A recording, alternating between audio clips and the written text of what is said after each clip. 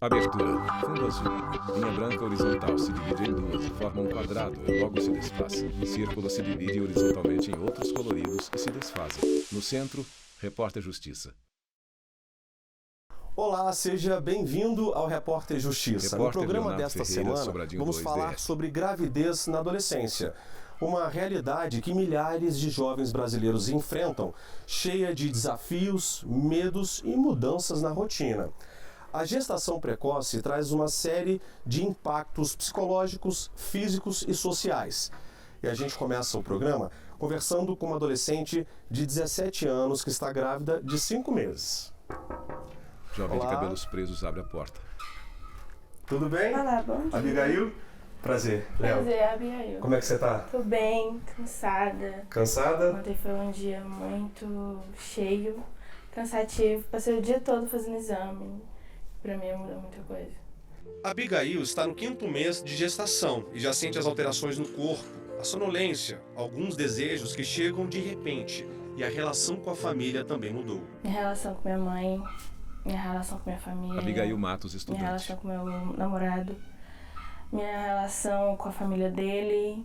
Minha relação com o mundo, com a escola, principalmente, porque a escola é muito constrangedor pra mim. Por quê? Porque a gente chega na escola, todo mundo fica olhando. Pra mim é muito desconfortante. Não é legal. Você entrar numa escola e ver todo mundo te olhando. As pessoas falam o quê? As pessoas falam, uma menina grávida, é nova. Aí julga, nossa, nem tem condição no mundo que tá hoje. Ela reage com espanto. E como é que você recebe tudo isso? Pra mim eu não ligo. Mas incomoda? Mas incomoda. Muito. Abigail sente na pele o que muitas adolescentes que enfrentam a gestação precoce passam. Muitas sentem vergonha e o medo de serem julgadas pelos colegas da escola. Aí preferem se isolar. Esse é um dos motivos da evasão escolar no Brasil. A gestação ela vai impactar de alguma forma o teu estudo? Sim. De que forma? Dificuldade mental e sentimental e física. Quando nasceu o bebê, você disse? Também. Porque eu tenho um problema chamado borderline. Transtorno de personalidade borderline. Nível 4. Isso não é fácil. Porque a gente é julgado todo santo dia. Como que você pensa em conciliar o estudo com a maternidade? Eu vou ter um afastamento. Mas antes, agora, nesse exato momento, no momento que eu estou vivenciando, pra mim é difícil. Porque eu tô com medo. Qual medo da maternidade? Você tem medo de quê? Ficar só. O tempo todo ficar só. De não ter uma rede de apoio? Ela nega com a cabeça. Pra mim, não ter o meu pai é difícil. E não ter os meus 2 avós, que eu perdi um em 2021 e um no ano passado. Não é fácil. O pai dela mora na França e a relação com a família do namorado não é boa. E isso deixa a Abigail insegura, ansiosa e com medo do futuro. Dói. A realidade de hoje em dia dói muito. Quem vivencia, dói mais. Quem não vivencia, falar é fácil. Agora vivenciar é outra coisa. É vivenciar e não conviver. É uma coisa muito diferente. Quando você bota na prática, muda tudo. Muda as expectativas, muda planos, sonhos, planejamentos. Meu planejamento é entrar no exército. Vai ser muito complicado. Salomão é o namorado da Abigail, um garoto de 17 anos que ainda está aprendendo a lidar com a novidade. Salomão, como que é aos 17 anos receber a notícia que vai ser pai? É uma nova vida, uma nova experiência, novos sentimentos e uma nova responsabilidade. Dia após dia, a ficha vai caindo. Foi um susto receber a notícia de ser pai aos 17 anos. Rapaz, foi muitas emoções, né? Felicidade, Salomão Conceição, preocupação, estudante. mais preocupado que felicidade. Foi um estouro, né? Porque, assim, eu recebi a notícia também do nada, né? A gente se assusta. 2 adolescentes que compartilham o mesmo medo. Preocupado de pensar no futuro, como é que vai ser a partir de hoje pra frente. Porque é que nem você me falou, né? Agora é tudo pensando no bebê e fé em Deus dar certo. Como é que tá a expectativa para o bebê nascer? Vai ser difícil, mas é uma luta que a gente vai conseguir vencer, né? A gravidez na adolescência é uma mistura de sentimentos e emoções. Triste, chateada, magoada, feliz, ao mesmo tempo cansada, porque a gente cansa, o puerpério cansa muito. No Brasil, os casos de gravidez na adolescência vêm caindo a cada ano. De acordo com os dados do Sistema de Informação de Nascidos Vivos do Governo Federal, de 2019 para cá, o número de mães na adolescência diminuiu 18%, mas ainda é bastante expressivo, cerca de 380 mil. Os casos mais frequentes são de mães entre 15 e 19 anos. E 40% depois de 2 anos Albertina Takeuchi, que essa menina ginecologista. dá luz, ela volta a engravidar. Por quê? Ela não consegue voltar à sua vida de adolescência. Ela é discriminada assim. Ela sabe que não faz mais parte do grupo das adolescentes que não têm filhos. Nas festas, nas baladas. E tudo fica muito mais difícil. A Organização Mundial da Saúde considera a gravidez na adolescência a gestação que ocorre entre 10 e 20 anos de idade. Nessa faixa etária, a gestação é considerada de risco. Nós tivemos, no último estatística, no último levantamento, 228 causas de mortes de mãe durante a gestação de parto de 10 a 19 anos. Isso praticamente uma mãe por dia morre em consequência da gravidez. A ginecologista explica ainda que a gestação entre 10 e 14 anos de idade tem 3 vezes mais riscos do que na faixa etária entre 15 e 19 anos. Primeiro, seria hipertensão, diabetes, infecções urinárias, anemia, desnutrição e aumento da morbidade materna e também aumento da mortalidade materna. Também conversamos com esta psicóloga, autora do livro Sexualidade na Adolescência. Ela explica que vários fatores contribuem para a gestação precoce. A gente observa que a adolescente, de uma maneira geral, Lívia se coloca Borges, em psicóloga. comportamento de risco. É algo que prevalece, sabe, na adolescência. Então, recebe muita influência também de mídia, dos padrões, né, que a pessoa vê, obviamente, círculos de amizade, redes sociais, e acaba recebendo aquele impacto, né, da pressão pelo despertar da sexualidade de uma maneira também bem precoce. E por óbvio, obviamente, tem a questão dos hormônios, né? A gente tem ali uma gama de hormônios trabalhando e despertando os desejos também, né? A gravidez na adolescência requer cuidados. O pré-natal, por exemplo, deve ser feito antes das 12 semanas de gestação. O Estatuto da Criança e do Adolescente, em seu artigo 8º, ele Luciano Rossato, assegura procurador do Estado a de São todas Paulo. as mulheres o acesso aos programas e às políticas de saúde da mulher, ao planejamento reprodutivo.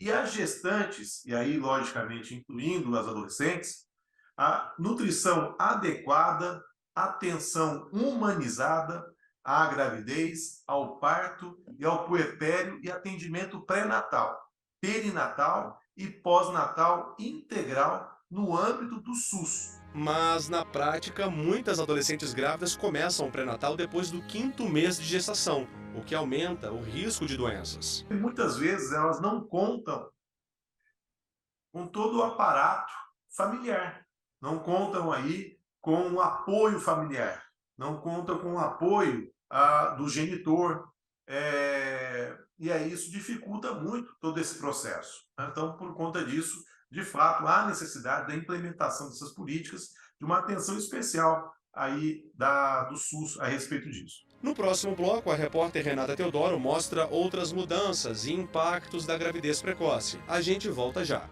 Vinheta de transição no Centro, Repórter Justiça. Vinheta de transição no Centro, Repórter Justiça. Sequência de imagens. Mãe e filha criança fazem salada na cozinha. Eu engravidei com 14, ganhei com 15. Cássia Simões, dona de casa. A gestação foi bem complicada. Medos, incertezas e discriminação. Todos esses sentimentos vieram juntos à novidade dessa gravidez precoce. As pessoas me olhavam com um certo preconceito, os pais falaram para se afastar de mim. Então foi bem complicado em relação a essa situação. O julgamento pela minha mãe, viver isso assim, como ela não soube dar conta de poder me criar, né? Deixar a menina largada, não tem tempo, mas eu passava o dia todo trabalhando, eu era uma menina curiosa. E aí me relacionei com o meu atual esposo. Mesmo tão jovens e com a responsabilidade de um filho, os dois estão juntos até hoje. Esta psicóloga reforça a importância desse apoio entre o casal. Da mesma forma que eles desfrutaram do prazer Borges, juntos, psicóloga. desfrutar da consequência juntos também. E que essa consequência não pode ser vista também só como algo negativo, né? Embora num momento inapropriado, mas não necessariamente algo negativo. E a pessoa, porque quando a gente chama a responsabilidade o pai, não quer dizer que é para ele só assumir aquilo que, como seria assim, o ônus, sabe? Mas também ter o privilégio de ver uma outra vida se desenvolver. É muito difícil, porque você passar pelo processo da gestação é tranquilo, a criança tá ali, o bebê tá na barriga, tudo. Quando nasce, vem as complicações, vem... a saúde da criança às vezes não está bem, você tem que faltar numa prova, você tem que deixar com alguém para poder trabalhar. E aí é complicado, né?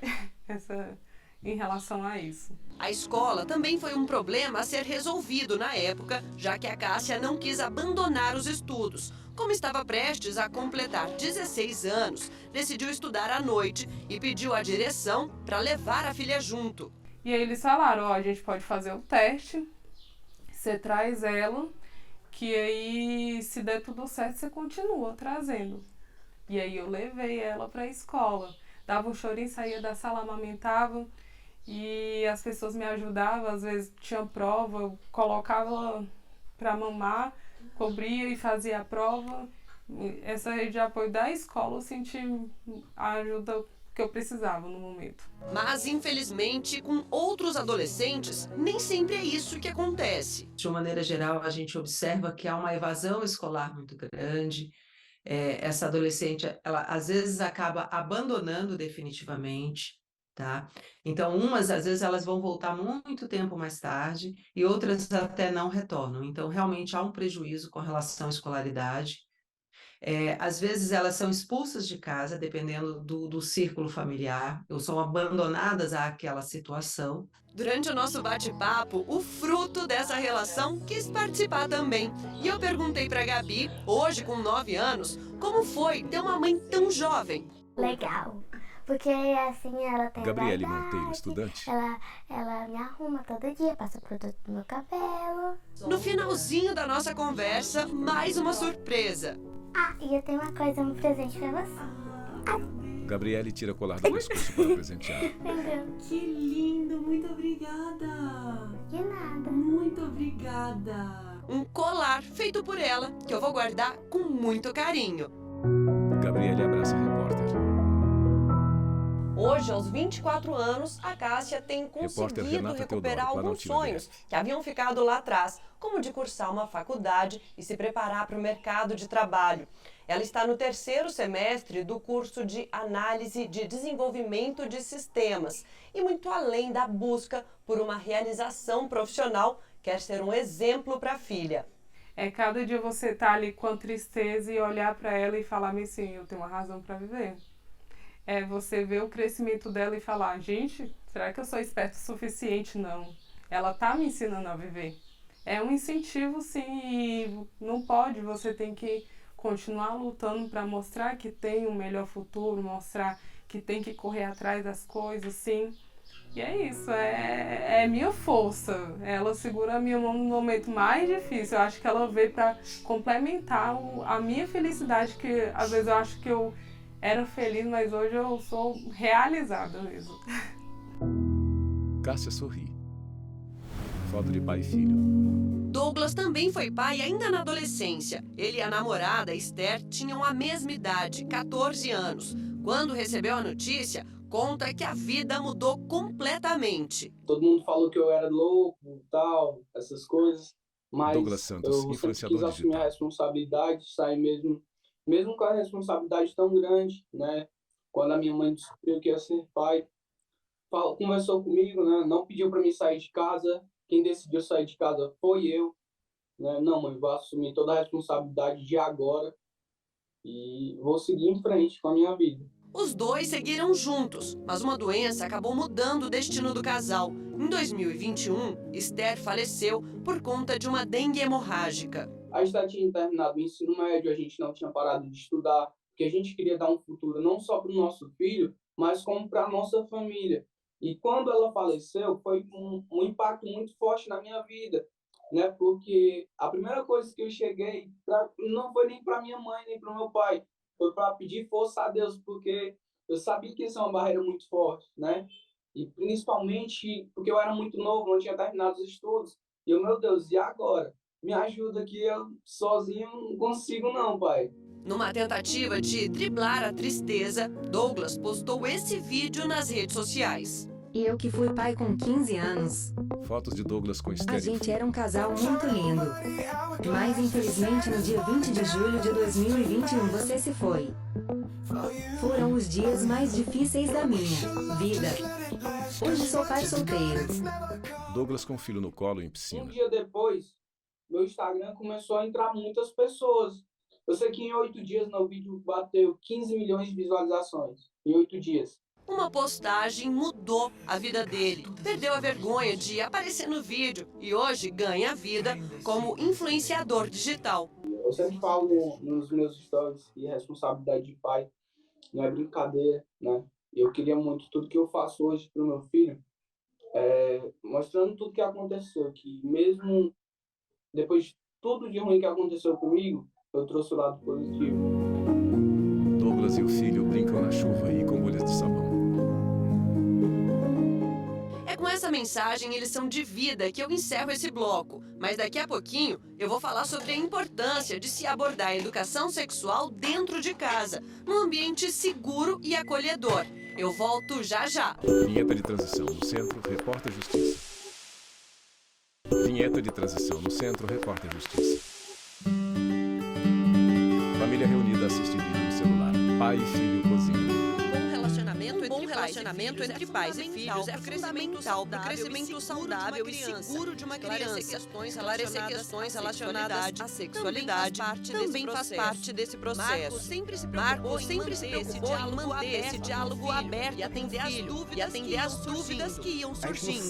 A gente não senta para falar sobre esse assunto. A gente vai falando sempre que tem oportunidade ou que alguma coisa deixa um gancho. Então, uma cena no filme, um comentário no rádio, no carro. A nossa conversa sempre dessa maneira, muito natural, tanto eu como a mãe dele. Falar sobre sexualidade dentro de casa ainda não é tão comum assim entre as famílias. Mas, segundo a Flávia, é preciso normalizar essa conversa ao longo dos anos. As crianças, desde muito cedo, elas já fazem perguntas. Geralmente a gente se esquiva das perguntas. Flávia Mazitelli, terapeuta organizacional. Novinha, né? Já pergunta de onde tem os bebês. Já tem a sua curiosidade. A orientação é que a gente vá respondendo de acordo com a maturidade da criança, claro, mas conforme as perguntas elas vão surgindo. E que esse diálogo ele seja parte do cotidiano. Como é que você aborda esse assunto, né? A educação sexual dentro de casa com o seu filho? Bom, Renata, a gente sempre conversou muito desde muito pequeno, né? Então, a gente sempre tentou levar as coisas de forma muito natural. Por exemplo, relacionamentos homofetivos. A gente tentava mostrar para ele que tudo podia, que era tranquilo. Então ele cresceu vendo essas coisas como uma coisa normal. Desde muito pequeno. Então, desde muito pequeno, a gente foi falando sobre isso, sobre os riscos de uma gravidez, sobre o risco de uma doença, porque às vezes a gravidez é o menor dos problemas. Eu me considero até privilegiado, né? Essa relação que eu tenho com meus pais, por exemplo, eu vejo que meus amigos não têm. E assim foi o que ele falou. Sempre foi tratado as coisas de forma muito natural, de forma muito explícita, não vou dizer explícita, mas as coisas como elas são. Então assim, questão mesmo de da realização do ato, ou da questão geral assim sobre o uso de proteção, sempre foi algo que foi muito pautado em mostrar o porquê que se deve usar, como que se deve usar e as consequências de não se usar. Alguns pais realmente têm dificuldade de entrar Lívia Borges, psicóloga. Em contato com essa temática, então preferem terceirizar. Né? Não tem problema, né? Não tem problema, mas desde que alguém leve essa informação para adolescente, para criança, educação sexual nunca foi tabu dentro de casa. Repórter Renata Teodoro Águas Claras, DS. Sempre aproveitou momentos, dúvidas, para abordar alguns temas com o filho. A dinâmica desse assunto é natural. Não existe idade e nem data específicas para se falar sobre isso. Em alguns momentos, dependendo do assunto, a gente vai perceber um certo constrangimento, mas ele nunca bloqueou o assunto. Nunca bloqueou o assunto. E dúvidas, eu acho que deve ter tido, mas a gente sempre tentou antecipar as coisas, né? Antes que alguém ensinasse errado, antes que aprendesse errado numa interna com um amigo, não tem experiência nenhuma, mas ele está no momento que ele está e acha que sabe mais do que ele, e ele acaba... A nossa preocupação é que ele fosse se informar em canais errados. As escolas hoje em dia até educam com relação tem uma certa orientação mas também é um tabu dentro da escola porque são várias famílias, várias formatações de família. Umas vão aceitar outra noite, então é muito raso que a escola ponto sensível, digno de discussão. Educação sexual deveria fazer parte do currículo escolar, além de incorporar o tema ao longo da formação dos adolescentes. Uma proposta de educação integrar a sexualidade, dela trazer sobre os métodos contraceptivos, ela trabalha também a questão das habilidades sociais, das competências dos adolescentes, por exemplo, para fazer negociação no relacionamento. Não adianta eu saber quais são os métodos, mas eu não consigo negociar dentro do meu relacionamento o uso da camisinha. É como diz o velho ditado, hábitos de casa vão à praça. É a construção do dia a dia e o comparativo. A construção do dia a dia que eu digo é a forma como ele trata as coisas, a minha mãe trata as coisas. Mostrar mesmo de conversar, querer explicar. E questão de comparativo é, o meu pai, eu vejo ele, eu abraço, eu beijo meu pai. Eu tenho um carinho muito grande pelo meu pai. Eu vejo que meus amigos não têm. Por aquela questão de homem não se abraça, ou homem não pode beijar no rosto. É legal você ver que as sementes que você vem plantando, né, estão brotando. E aí, como ele falou, é uma construção no dia a dia. Você vai regando todo dia um pouquinho e as coisas vão brotando. Eu acho um grande segredo também, além de começar um pouco mais cedo, tratar de forma natural o assunto. É ser objetivo, sabe? Então a gente sempre é muito objetivo com ele com relação às coisas. Para que não cria ali constrangimento. Porque quanto mais você enfeitar, quanto mais você padronizar ou formalizar esse momento, mais difícil é do outro lado. E é com essa troca de experiências, experimentações, que a relação ganha força e confiança e combate até mesmo preconceito. Surgiu um beijo gay na televisão. Ele perguntou, são dois homens e estão beijando? Ele disse, estão beijando, filho. Claro que pode, filho. Não pode bater um no outro. Não pode bater um no outro. Mas beijar pode. Então, toda vez que surgiu esse tipo de gancho, a gente aproveitou. Porque a construção se dá naturalmente. Tudo que você faz um pouco mais forçado, pode ter o efeito que você quer. Mas pode não ter o efeito que você quer. Abordar a questão da sexualidade não é incentivar a sexualidade. Mas dependendo do tom que seja dado, sim, pode acontecer isso. Então, acredito que o medo dos pais tem a ver com isso. No livro, o nosso enfoque todo é voltado para a prevenção. E a prevenção passa pelo esclarecimento, passa pela conscientização. Eu falo muito para ele às vezes, pro meu pai. A vida não tem botão de reset. Você fez uma coisa, você pode pagar daqui a um ano, 2 anos, 30 anos. Mas você vai pagar por isso. pagar por isso. Então até pelas consequências, assim, eu me resguardo muito.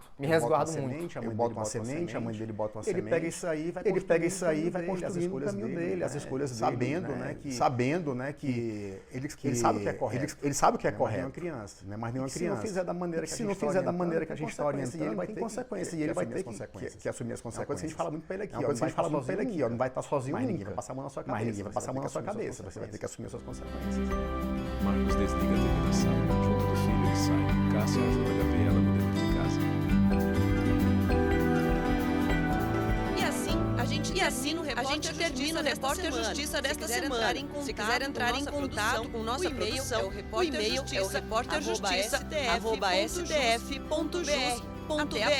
Até a próxima. Finais, produção Rogério Brandão. Reportagem Leonardo Ferreira e Renata Teodoro. Roteiro e edição Leonardo Ferreira. Cabelo e maquiagem Helena Brandão. Cinegrafia Jeff Martins, Luiz Guilherme, Francisco Cosmo. Assistência técnica Cleber Leite, Paulo Paz e Carlos Ferreira. Edição de pós-produção Thiago Gomes. Videografias Lucas Martins. Núcleo de programação Ozuase. Núcleo técnico Fábio Guedes. Núcleo de produção de programas Flávia Soledade. Supervisão, Coordenadoria de Gestão da TV e Rádio Justiça, Secretaria de Comunicação Social, STF.